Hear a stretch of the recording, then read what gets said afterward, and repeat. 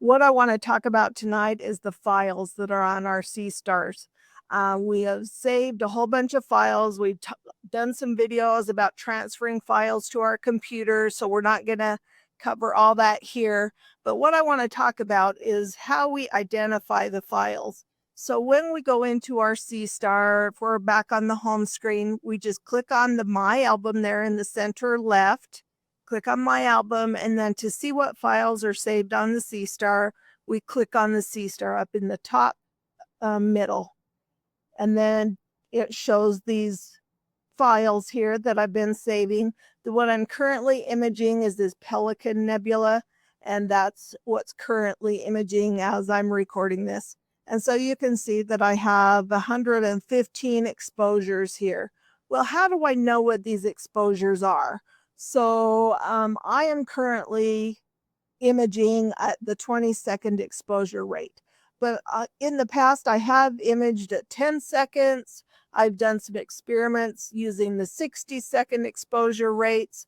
How do we know which ones are which? So we can stack all these in the Deep Sky stack. We can download them and import them into Serial or other stacking software. But how do we know what they are? So when I click on one of these files, up along the top, it gives me the date that was saved and the time it was saved, but it's really not giving me a whole lot of other information there. So sometimes we may want to know if we're using 20-second exposures. We may want to weed out some of the 60-second ones. How do we know which ones are which? Because once they save onto the Seestar, all we're seeing is the date that it's saved. It's not necessarily telling us any information about it other than the date and the time of that saved exposure. So what we're going to talk about tonight is how we know the difference. Now, to find these differences, what I'm going to do is I'm going to use some files I've already transferred to my computer. But if you haven't done that already, you could look at one of those videos if you're not sure how to do that. But you would want to save these files to your computer somewhere where you can download them and look at them.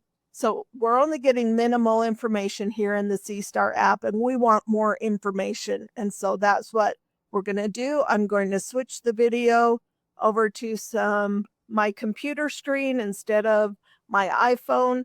The sound may change just a little bit because it's different software. I just haven't invested in all of the software and the hardware that is needed to record them all the same. I just don't make enough on YouTube to make that worth it. But maybe someday when I'm rich and famous, I don't know.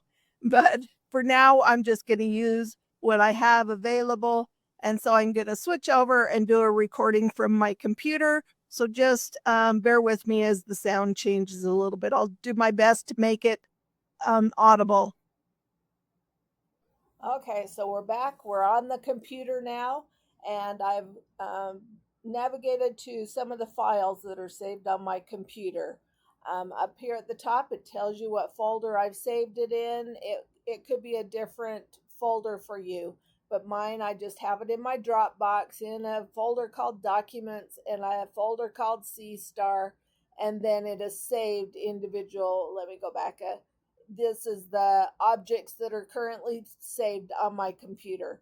I have moved to saving them onto an external hard drive, all of my files, because it was just filling up my laptop too fast. And so these are the only ones that currently are on my laptop.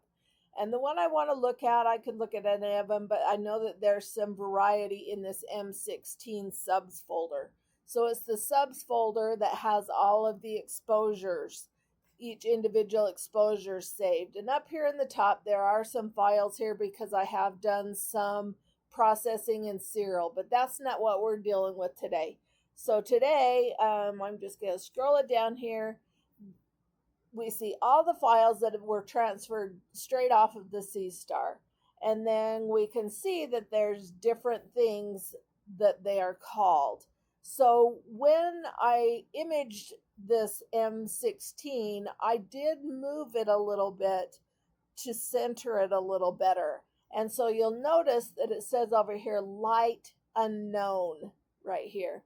That's because I moved it off of the target M16. I didn't move it off of it, it's just not centered on that one. And so it's saving it as an unknown object, but it is all part of the M16. And as I scroll down lower, you'll see that there are M16s. Those are what I just clicked the go to, and it navigated to it and it saved it as an M16. And so that's telling me something, just knowing that in the file name. So these file names are going to tell us things. So once they transferred from the Seestar to our computer, it saved some information or data. If your computer looks differently, you may have to change this view option here. A lot of times it's a view like this. You can still see the names, but depending on what view you have selected up here, they can look different and be harder to see. So I'm just going to click on this details one because then it lists them all in one column so we can see them.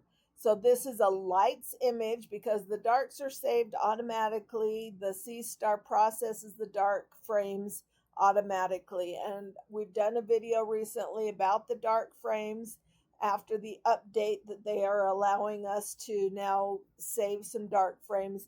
But these are all the light frames that were saved, those exposures. This is an unknown object, but I know it's M16. And so that's why it's in this folder. Right here, it's telling us the exposure rate. And all of these were saved at 10-second exposure rates. If I scroll down a little bit lower in this list, now we get to the 20-second ones. So now this file name that was saved from the Seestar is telling us the details of that exposure. So this one is also unknown, so I know that I had moved it around when I was imaging it. I do that sometimes to center what I want to image, and then it moves the center of the screen off of the identifier number. And so that's why I've gotten unknown, but that's the 20-second exposure rate. Now this IR cut, now what does that mean? Well, this is telling us what filters are being used. So the default, there are 3 filters inside the Seestar, and this is telling us which one it is using or which ones. This is using the IR cut filter. Now to find out what that means, I went to Google so that we could get an explanation for you without me having to stumble through trying to explain it. The Seestar telescope includes 3 built-in filters: the UV or IR cut filter, a dark filter, and a dual band LP filter. And we probably recognize some of those names if you're familiar with the Seestar app. The UV IR cut filter is always active unless the light pollution filter is selected. The dark filter is automatically managed by the Seestar. And so when it says this UV IR cut, that is the default filter in the Seestar. Now, if I turned on the light pollution filter, let's scroll down lower, and these ones, you see it has LP right there. That's the light pollution filter. So the name of this file, this is a lights image of M16, 20-second exposures with the light pollution filter turned on. And then next to that, it gives me the date. This exposure was taken on May 28th of 2025. And then this is the time it was taken. It was taken at 4 a.m., 4:36 a.m. And so that's what we're learning from these files. You'll see over here, it does save a JPEG file and a FIP file of the same object with the same name and number. So like these two, one is a JPEG file that it will process. And if you are in the Seestar app, you could click on it and see it. That is that JPEG file. If it's the FIP file, those are the ones that we use to stack in either the Deep Sky Stack or in serial or other processing software.